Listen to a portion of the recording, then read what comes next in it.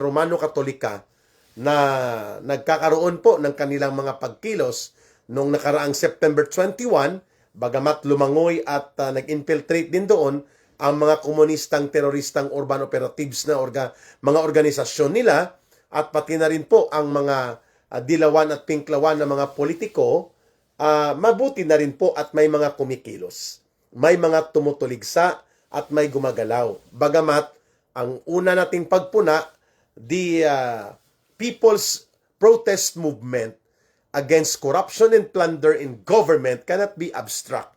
It needs to have concrete call and concrete address. Kung sino ang pinapatungkulan at kung sino ang tinutumbok ng mga pagkilos na ito upang magkaroon po ng panawagan ng katarungan at pananagutan.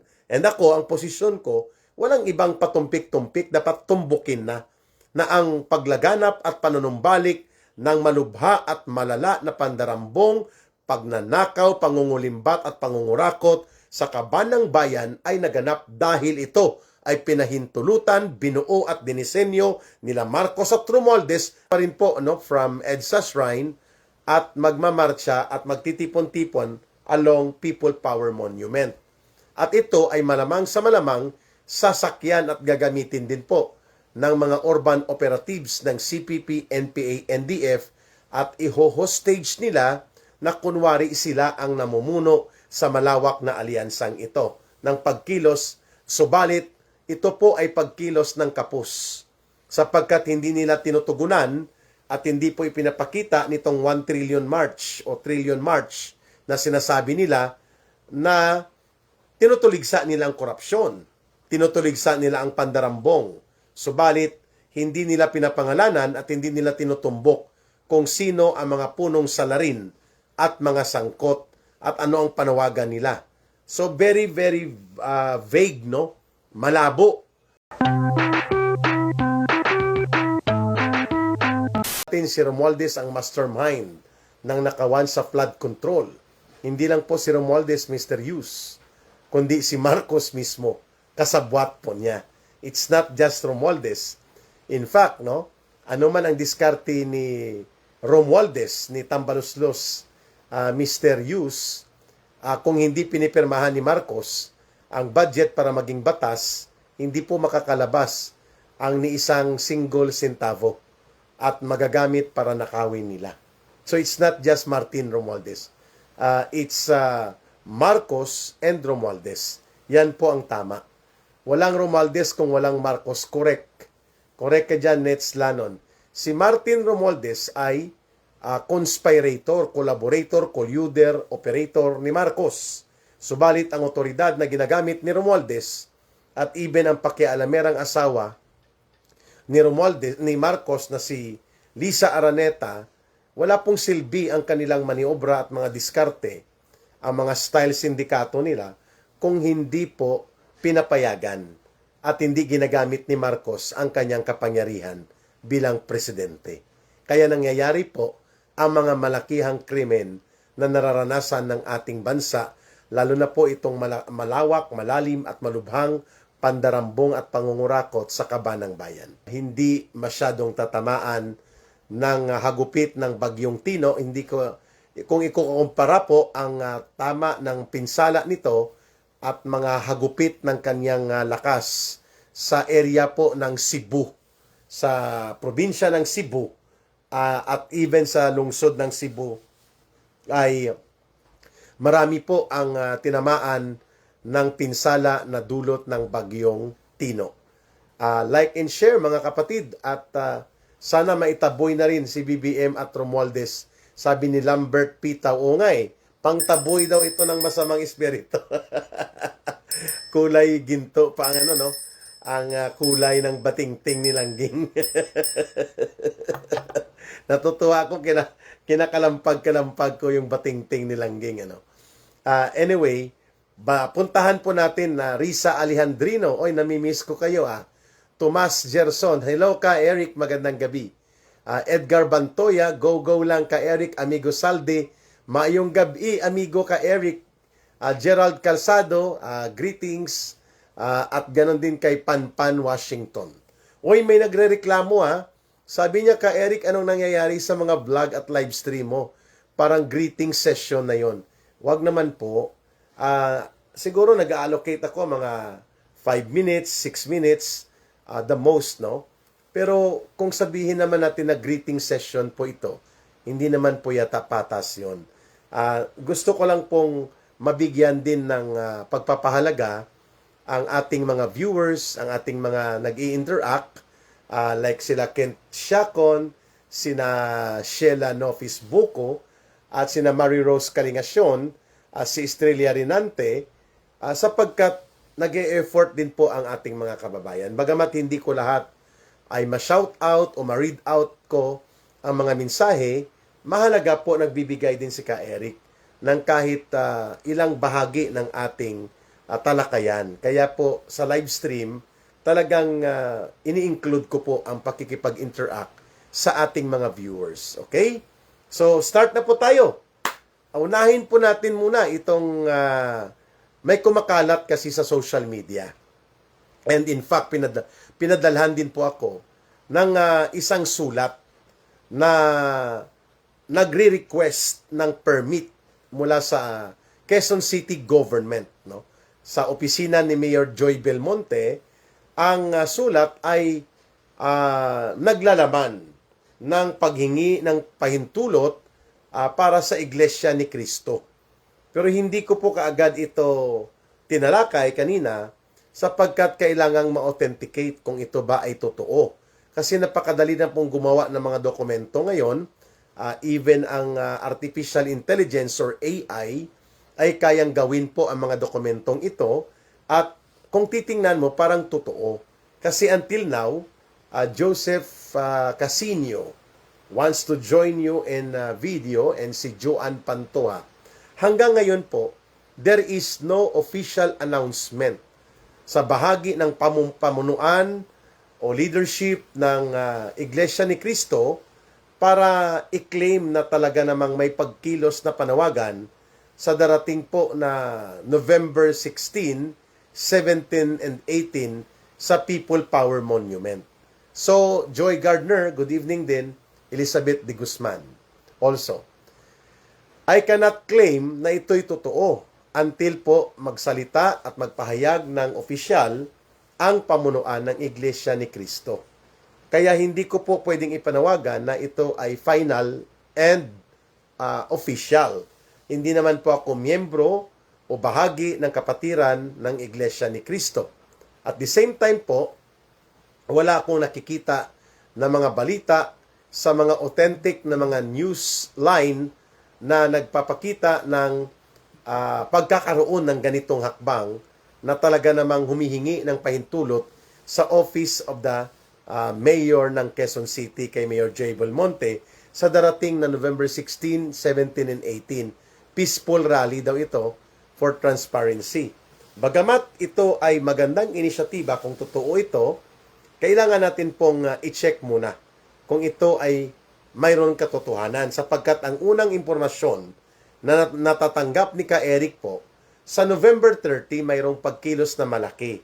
Ang unang nag-announce nito, bago pa man dumating po ang buwan ng Nobyembre, I think that was last week of October, ay nag-announce na po itong grupo ng 1 Trillion March that they are going to have another round ng pagkilos ng iba't ibang sektor ng lipunang Pilipino, partikular po sa Metro Manila, on November 30.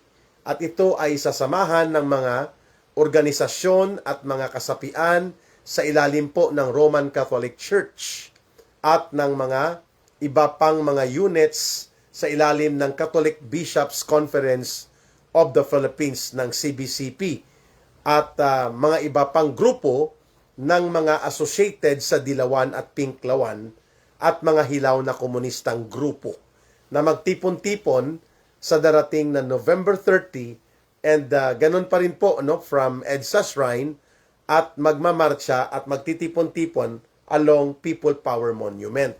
At ito ay malamang sa malamang sasakyan at gagamitin din po ng mga urban operatives ng CPP, NPA, NDF at iho-hostage nila na kunwari sila ang namumuno sa malawak na alyansang ito ng pagkilos, subalit ito po ay pagkilos ng kapus sapagkat hindi nila tinutugunan at hindi po ipinapakita nitong 1 trillion march o trillion march na sinasabi nila na tinutuligsa nila ang korupsyon, tinutuligsa nila ang pandarambong, subalit hindi nila pinapangalanan at hindi nila tinutumbok kung sino ang mga punong salarin at mga sangkot at ano ang panawagan nila.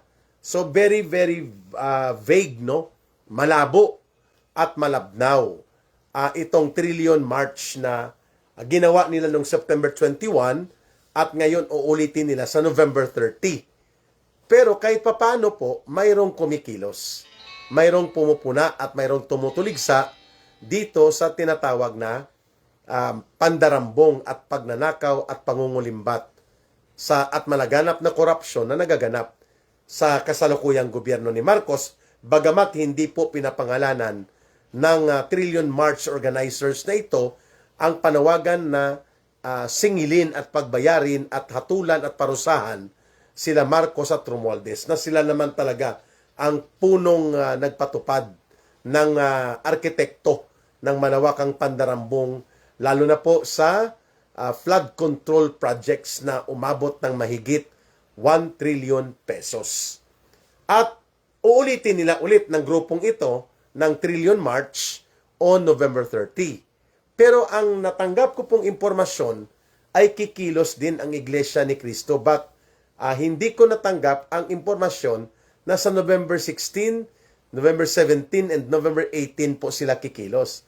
Ang aking nakuhang impormasyon 2 days ago ay sa Luneta, November 30. Pero wala din pong announcement pa tungkol dito.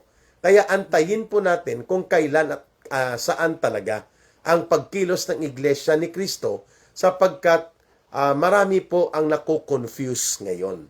Kung sa EDSA People Power Monument ba ay pagkilos ito ng Iglesia ni Cristo at ito ba ay gaganapin sa darating na November 16, 17, and 18 o sa November 30. Wala pong official announcement, Lady Isidro. At lahat po ng ito ay mga espekulasyon. Bagamat sabi ko, may kumakalat na letter but it cannot be validated as authentic, no, unless ito ay bibigyang pagpapaliwanag ng pamunuan ng Iglesia ni Cristo. Ayon. Klaro po tayo, ha? Nag-aantay tayo sapagkat whether or not kikilos ang Iglesia ni Cristo or hindi, or whether or not kikilos ang Trillion March ng Simbahan Katolika at ng mga kaalyado nilang grupo, no matter na ito ay kapos at malabnaw na mga pagkilos sa bahagi po ng Simbahan Katolika, yan po ay sa isang pagtingin may positibo pa rin pong naiaambag at naidudulot, sapagkat mas mainam na yon na may kumikilos at may tumutuligsa sa korupsyon at pandarambong kaysa lahat tahimik at takot at hindi nakikialam. Subalit, kailangan nating ilinaw at kailangan nating iangat ang pananaw at panawagan na hindi pwede maging abstract ang pagtutol at paglaban sa korupsyon at pandarambong. Kailangan ang gumagawa at ang nagpasimuno ng korupsyon at pandarambong tutumbukin at pupuntuhan natin.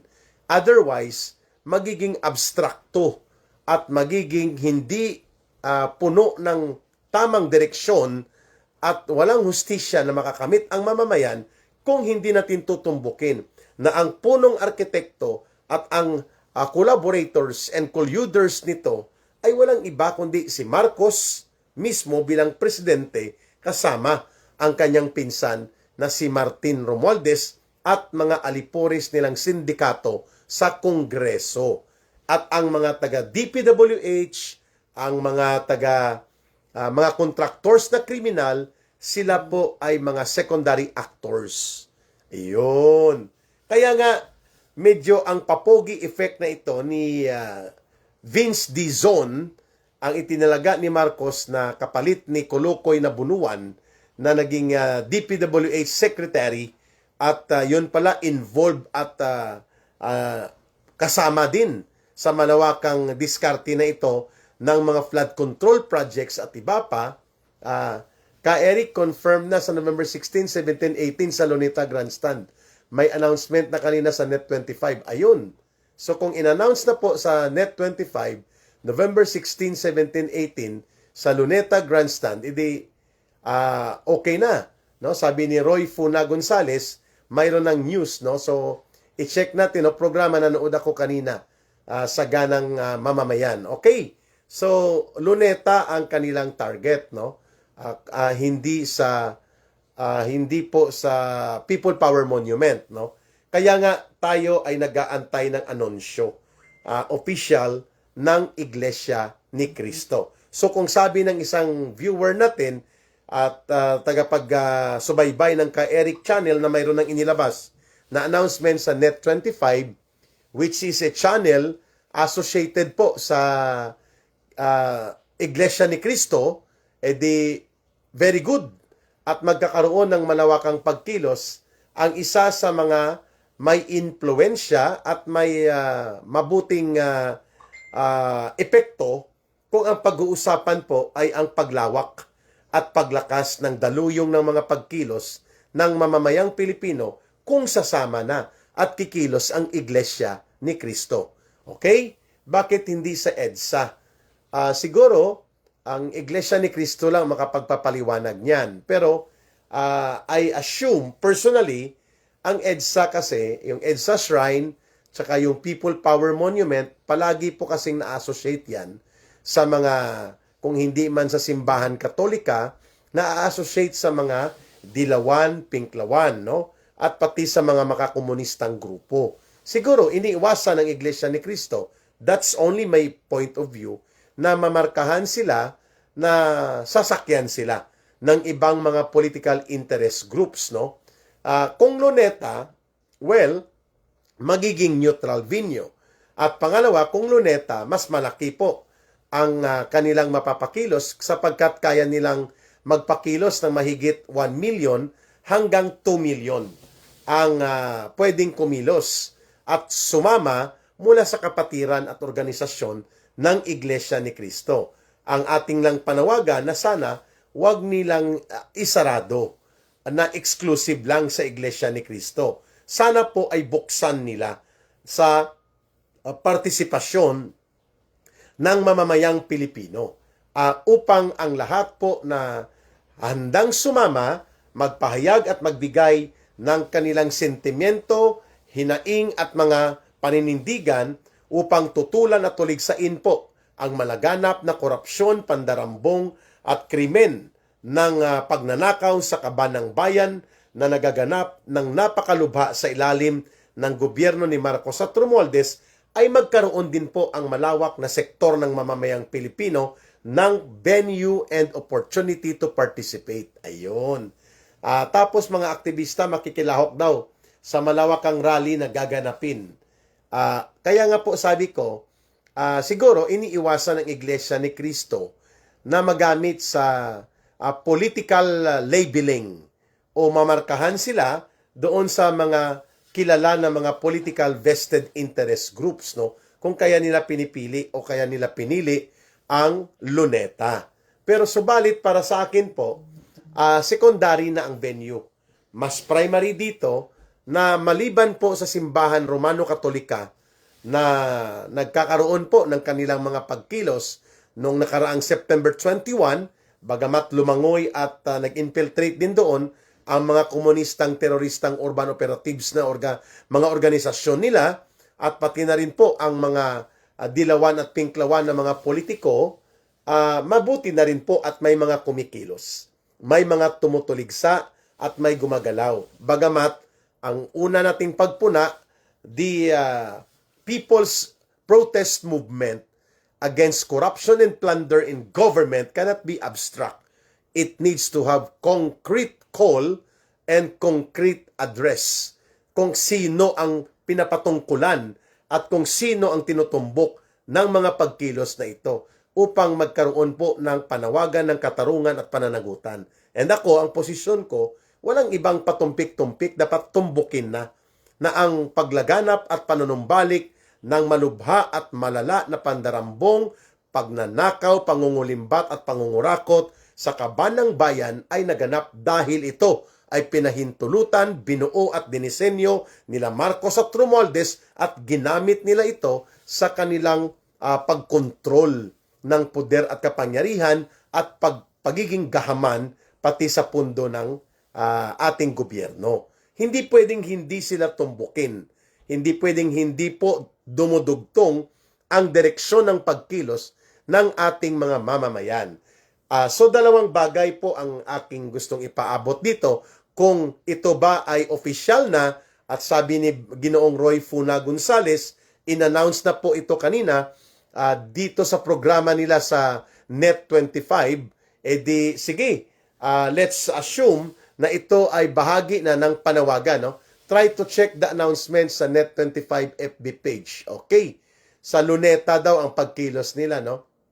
Ang sabi nila, last part na invited daw ang everybody o ang lahat na pwedeng sumama. Well, maganda po ito na pagkakataon. Siguro there will be guidelines no kung papaano ang mapayapang pagkilos na ito, pero ito ay very significant na mga development, mga kababayan. At ngayon ay malinaw na mayroon ng desisyon ang Iglesia ni Cristo kung ito'y lumabas na sa isa sa mga channel ng television na associated or affiliated sa Iglesia ni Cristo. 16, 17, and 18, ito po ay gaganapin daw sa Luneta na. Okay. Pangalawang punto, dapat ito ay maging bukas sa pagpapahayag ng mga mamamayan. For example, ako ay nananawagan ako at sumasama ako sa grupo ng Marcos Resign at Marcos Layas na. So kung iyan ay hindi papayagan, pagdating doon sa Luneta, magkakaroon ngayon ng readjustment. Ang mga slogans at mga protest call ng taong bayan sapagkat ang nag-organize ng pagtitipon sa Luneta ay posibleng hindi nila papayagan ang ganitong panawagang direktang isinisingil at direktang pinapanagot si Marcos at sila Romualdez para maging konkreto at maliwanag sa taong bayan sino ang tinatarget ng mga pagkilos na ito. It cannot be abstract. It cannot be without definition of a target kung bakit kumikilos sa forma ng pakikipagkaisa, sa forma ng mapayapang pagpuprotesta, sa forma ng mapayapang pagpapahayag, hindi pwedeng walang tatargetin bilang panawagan ng mamamayan upang may pananagutan at may katarungan na tinutumbok ang mga pagkilos na ito. Ngayon, hindi ko pa po nababasa o hindi ko pa naririnig kung ano ang guidelines na ibinaba ng Iglesia ni Cristo. No? Castillo Eduardo at ganon din kay Lisa. Of course, sasama po ako, mga kababayan, at sumama nga kami noong September 21. Pero syempre, kung ang organizers ng naturang pagtitipon sa Luneta, kung ito ay Iglesia ni Cristo at may ibababa sila na mga guidelines kung papaano makikipagkaisa ang mamamayan, hindi dapat respetuhin din po natin. Pwede naman po magkaroon ng separate na mga side activities bago pumunta doon sa Luneta kung saan magkakaroon ng common and solidarity action with Iglesia ni Cristo. Pero ang nakita ko po, ang panawagan nila ay labanan, tapusin at itigil na ang kultura ng korupsyon at kawalan ng transparency at kawalan ng pananagutan sa gobyerno sa kasalukuyan. Yun po ang unang nakuha kong information na magiging sentro ng theme o ng pagkilos na ito ng Iglesia ni Cristo sa darating po na November 16, 17, and 18 sa Luneta. Okay. So kung Luneta na po ang kanilang target, edi mas malaki ang ini-expect na pagkilos na ito, hindi siguro ito bababa sa 500,000 hanggang 1 million ang ini-expect na tao na titipon dyan. At syempre, kailangan po magkaroon ng pagiging bukas sa koordinasyon ng Iglesia ni Cristo. At kung sino ang magpapadaloy ng programa, most likely, iko-control ng Iglesia ni Cristo ang entablado because sila ang nag-organize nito. So, inunahan na po ng Iglesia ni Cristo ang Trillion March Round 2 na nauna ng inanunsyo na magkakaroon ng pangalawang hudyat ng mga pagkilos sa Simbahan Romano-Katolika sa darating na November 30. So, nagpasiuna na ang Iglesia ni Cristo at ang binabanggit po ay November 16, 17, and 18. Ayun. Pangalawa po na gusto nating ma-emphasize dito. Maliban po sa malinaw dapat sino ang target at walang iba kundi si Marcos at si Romualdez at ano ang direksyon ng panawagan, malinaw po na sila ay dapat mapanagot, sila dapat ay kasuhan, mapakulong, maparusahan at mabawian ng mga dinambong na kayamanan at ng kanilang mga kasalanan ay pagbabayaran nila. Hindi po pwede na walang pananagutan at walang paniningil. Ayun. At number 3 na pinupuntuhan natin, sakaling sumama ang ibang mga grupo na mayroong panawagang hiwalay doon sa napagkasunduan ng Iglesia ni Cristo, ay pwede naman pong gawin siguro yan before going to the actual venue ng pagtitipong malaki ng Iglesia ni Cristo sa Luneta, di magkaroon muna ng mga pocket rally o mga pocket activities ang iba't ibang mga grupo, lalo na yung grupo na naninindigan at nananawagan na dapat po ay palayasin na sa poder ang abusado at tagapagtaguyod ng pagnanakaw at pandarambong sa kabanang bayan na gobyerno nila Marcos at Romualdez. Ako po ay encourage na gawin yon kung hindi yan magiging open kasama sa Iglesia ni Cristo na common rally area sa Luneta, then other groups can perhaps do a separate protest activity kung saan po nagagamit ang kalayaan sa pagpapahayag at pag-angat mismo ng mga panawagang ito na bagamat hindi kaagad openly maging isang common unity call sa Luneta, lalo na ang Marcos resign, Marcos palayasin, Marcos Romualdez singilin, papanagutin at parusahan, if those calls will not be part of the common agenda doon sa Luneta with the call of the Iglesia ni Cristo, hindi gawin siya ahead or before the area ng pagtitipon sa Luneta. Ayun, pwede naman pong gawin yun eh. And I would rather support that way para maiwasan po ang kiskisan. Okay. Ano po ang ipinapakita ng mga development na ito? At sana po ay gawin na rin po ng iba pang mga denomination and religious organizations, no? Kagaya po ng Jesus is Lord Movement, GIL, kagaya po ng grupo ng mga independent Baptist churches and evangelical churches, kagaya po ng iba pa na mga denomination na hindi naka-align sa Iglesia ni Cristo o sa simbahan ng Romano-Katolika. Pwede pong magsagawa ng mga independent initiatives. Pero mas maganda kung ang iba pang religious organizations ay magbuklod-buklod na rin po. Pero as far as I know, ang Iglesia ni Cristo ay sila po talaga ang magko-control ng entablado at programa kapag sila ang nag-organize. Hindi pa po ako nakakakita ng pagkilos na ang namumuno at kumukumpas ay Iglesia ni Cristo, subalit may iba pang mga religious organizations or denomination o iba pang mga political groups na sumasama na pinapayagan nilang umakyat sa entablado.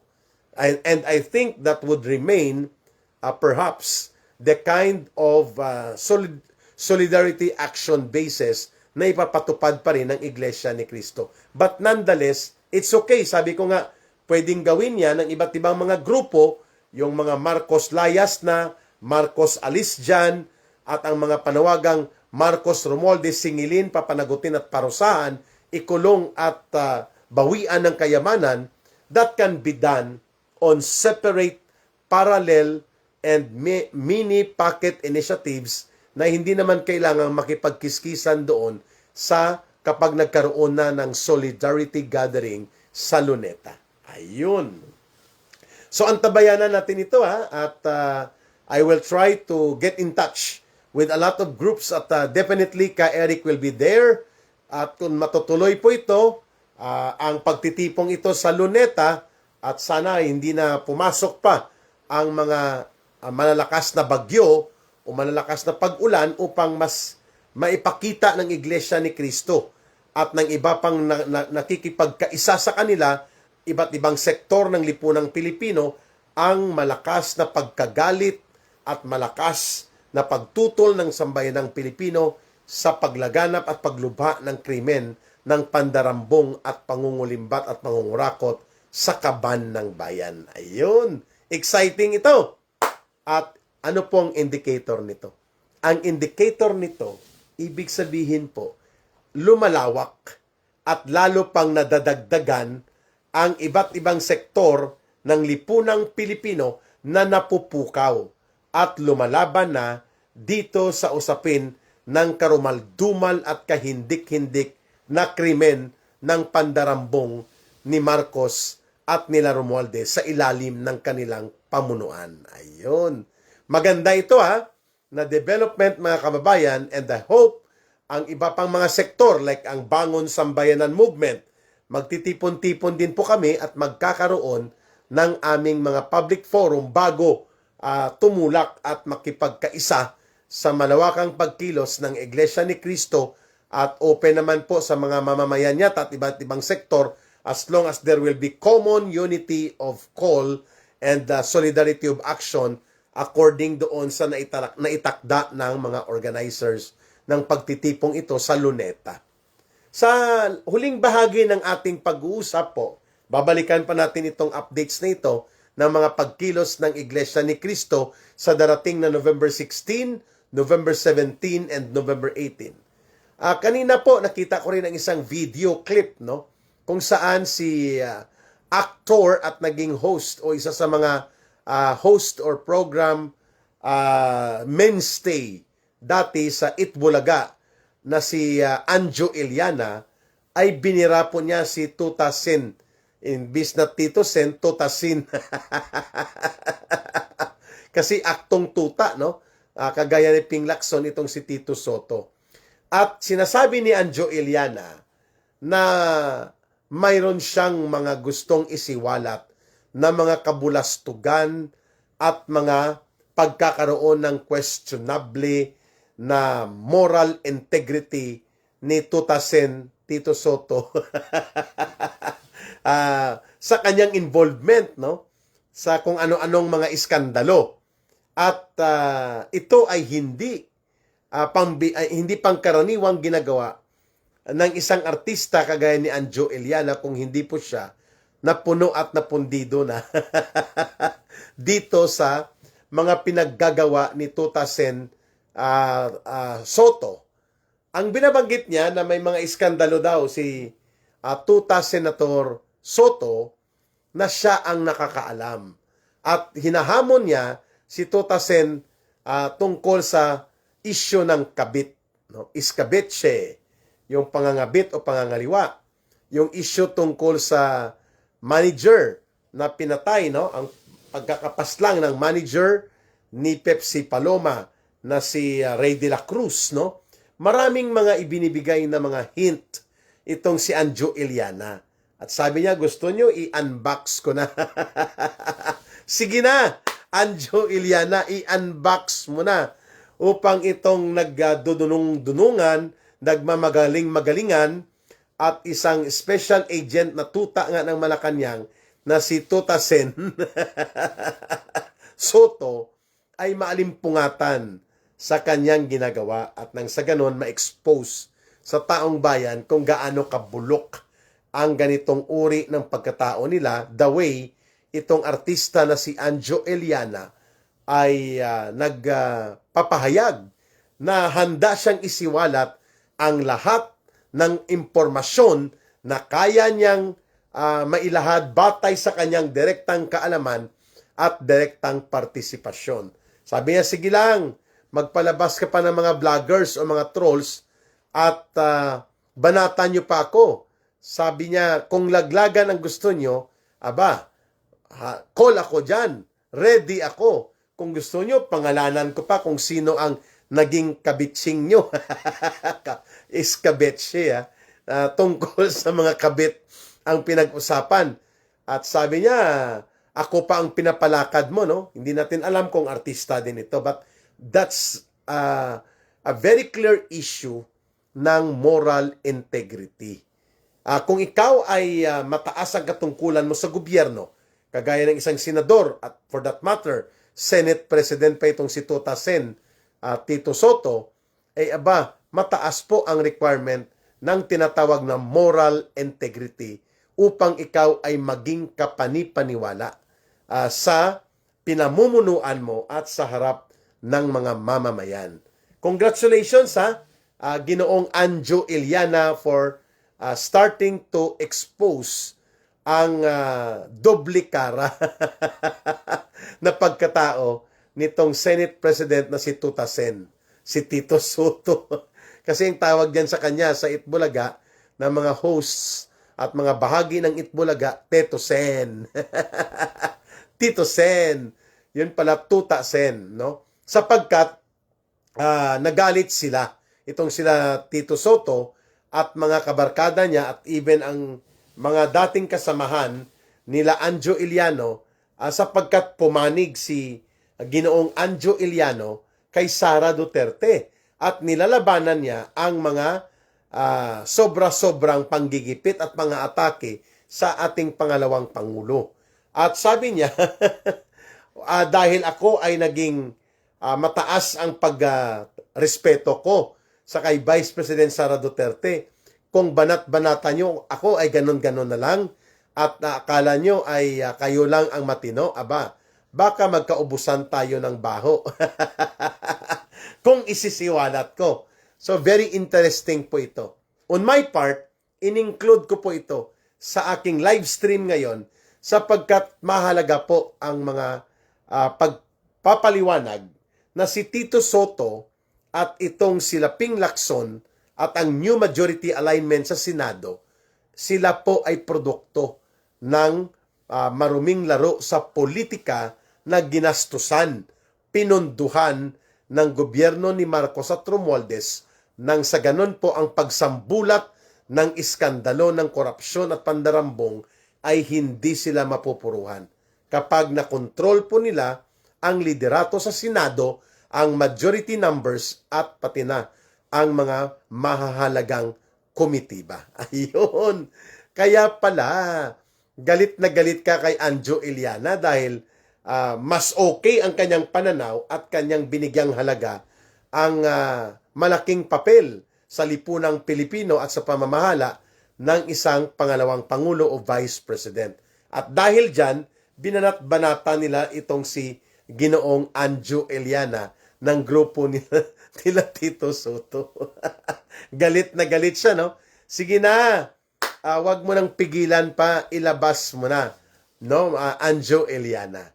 But anyway, tayo naman po ay nagpapasalamat na ang lahat ng may mga masasamang balak na gamitin ang Kongreso, ang poder at kapangyarihan upang pagtakpan ang ginagawa ni Marcos at nila Romualdez sa pagiging pinakapunong salaring kriminal sa sindikato ng pangungulimbat at pandarambong at malawak na korupsyon ay nagpapatuloy po na naibubunyag sila kahit pa na nakokontrol na nila ang Senado at nagagamit nila ang mga investigative body na ito. Abangan po natin ang mga karagdagang talakayan hinggil dito sa ini-expose ni Ginoong Anjo Iliana hinggil kay Tuta Sen, Senator Soto. Hinggil sa kanyang mga maiitim na mga butong nakatago as skeletons sa kanyang pagkatao. Huwag kalimutan